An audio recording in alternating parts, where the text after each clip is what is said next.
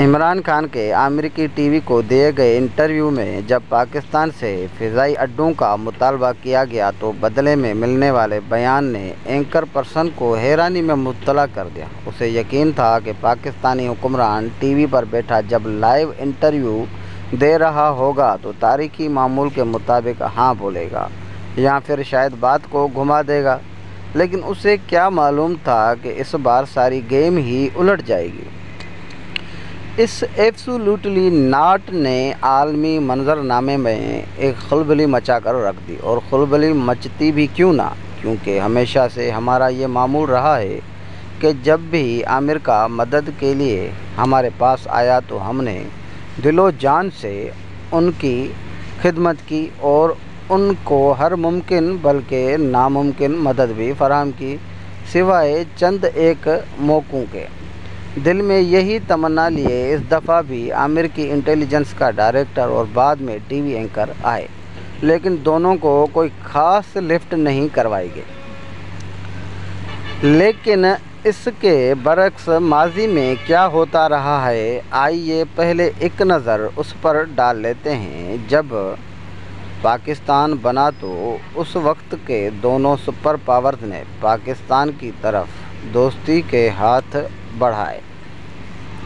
Soviet union کے تعلقات پہلے سے ہی انڈیا، خاص طور پر نہرو فیملی سے اچھے ہونے کے بنا پر وقت کے پاکستانی وزیر اعظم نے امریکہ کا انتخاب کیا، جس پر تب سے لے کر آج تک تنقید ہوتی آئی ہے۔ خیر، تب کے حالات کے مطابق جو ان کو بہتر لگا انہوں نے کیا۔ ہمیں انڈیا کے مقابلے میں ایک ایسا طاقتور حلیف چاہیے تھا جو مشکل میں ہماری مدد کرتا، اور دوسری جانب امریکہ کو ساؤتھ ایشیا میں ایک ایسا حامی ملک چاہیے تھا جو اس خطے میں سوویت یونین کو پھیلاؤ روکنے میں اس کا مددگار ثابت ہو۔ لہٰذا لیاقت علی خان کے دور میں پہلی بار امریکہ نے پاکستانی سرزمین میں اڈے مانگے، لیکن لیاقت علی خان نے انکار کر دیا۔ یہ انکار دونوں ملکوں کے باہمی تعلقات میں سرد مہرے کا باعث نہ بنا، جیسا کہ عموماً ہوتا ہے۔ اس کے بعد ایوب خان کے دور تک پاکستان مختلف امریکی فوجی اتحادوں میں ان کے ساتھ شامل ہوا، جس کی بدولت پاکستان کو فوجی اور معاشی امداد ملتی رہی۔ اسی دوران میں حسین شہید سہر وردی وہ پہلا پاکستانی وزیر اعظم تھا جس نے 1956 میں پشاور کا ایئر اسٹیشن امریکہ کو لیز پر دیا تاکہ وہ سوویت یونین کے جنوبی ایشیا میں بڑھتے ہوئے تعلقات پر نظر رکھ سکیں۔ اس کے بعد یک کے بعد دیگرے ایک ایسا سلسلہ شروع ہوا جو کہ 21ویں صدی کے اوائل تک جاری رہا۔ ایوب خان کے دور میں تو باہمی تعلقات نقطۂ عروج تک جا پہنچے۔ وہ تو پاکستان انڈیا کے 1965 کی جنگ شروع ہو گئی جس نے امریکی عیاری کو ظاہر کر دیا، نہیں تو شاید وہ ایک وقفہ جو اس جنگ کے بعد رونما ہوا کبھی نہ ہوتا۔ اسی ایک مختصر وقفے کے دوران پاکستان نے امریکہ کے علاوہ دوسرے ممالک کے ساتھ بھی تعلقات بڑھانے شروع کر دیے۔ پاکستان انڈیا کے 1965 اور 1971 کے یک کے بعد دیگر جنگوں نے امریکی دوستی کا بانڈا پھوڑ دیا تھا، جس کی وجہ سے ذوالفقار علی بھٹو نے اقتدار میں آتے ہی سوویت یونین اور چین کے ساتھ تعلقات استوار کرنے شروع کر دیے۔ بھٹو کو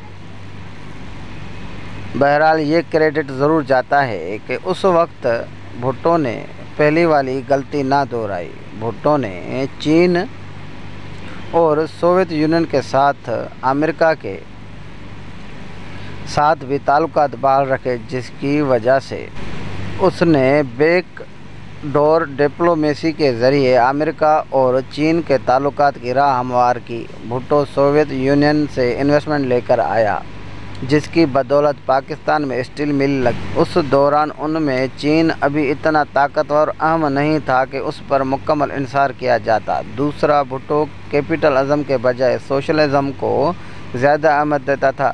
اگر اس دور میں امریکہ اور پاکستان کے درمیان کوئی خاص پیش رفت نہ ہوئی لیکن پھر بھی امریکہ نے بھٹو کو اپنے پیش نظر رکھا، جس کی سب سے بڑی وجہ پاکستان کا ایٹمی پروگرام تھا۔ ایوب خان کے دور کے بعد تعلقات جس سرد مہری کا شکار ہوئے تھے وہ ضیاء الحق کے آنے کے بعد گرم جوشی میں بدل گئے۔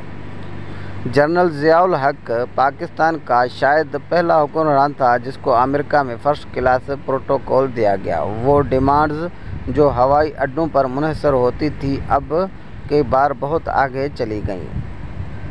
قصہ مختصر کہ پاکستان ایک پرائی جنگ میں کود پڑا جس میں نہ صرف اڈے دیے گئے بلکہ انٹیلیجنس ٹریننگ کے ساتھ ساتھ لڑنے کے لیے مجاہدین بھی فراہم کیے گئے۔ اس کے بدلے میں خوب امداد بھی ملی۔ سوویت یونین کے فوجوں کے انخلاء کے ساتھ ہی پاکستان پر شدید معاشی پابندیاں لگا دی گئیں جو کہ 21ویں صدی تک جاری رہیں۔ مجاہدین کی سوویت یونین کے ساتھ جنگ کے خاتمے کے فوراً بعد ہی وہی امریکہ جس کو پتہ تھا کہ پاکستان ایٹمی پروگرام پر کام کر رہا ہے نے فوراً پاکستان پر شدید قسم کی معاشی پابندیاں لگا دی۔ جنگ کے بدلے میں ملنے والی فوجی اور معاشی امداد کو فوراً بند کر دیا گیا۔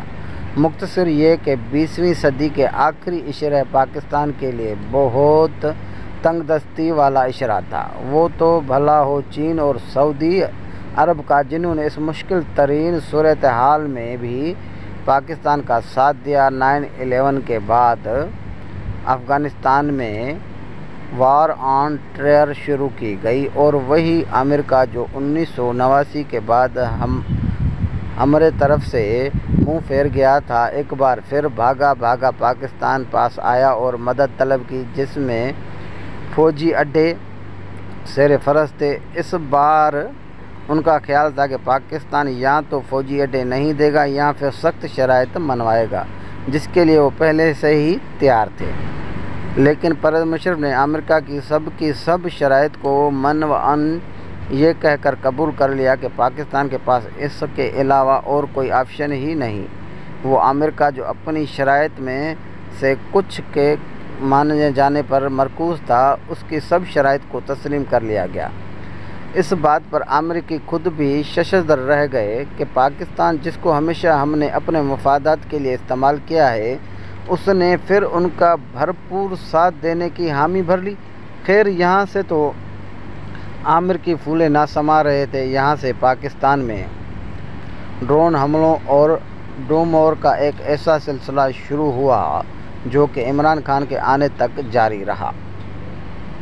یہ ڈرون حملے اور ڈومور کا تانا بانا مشرف دور سے شروع ہوا اور پیپل پارٹی کے دور میں اپنے عروج تک پہنچ گیا۔ پیپل پارٹی کی حکومت ایک طرف تو ڈرون حملوں کی اجازت دیتی رہی تو دوسری طرف ان کو تنقید کا نشانہ بھی بناتی رہی۔ وہ تو بعد میں وکی لیکس کے دوران یہ واضح ہوا کہ پیپل پارٹی نے تو ان ڈرون حملوں کے بارے میں ڈبل سٹینڈرڈ پالیسی اختیار کی ہوئی تھی۔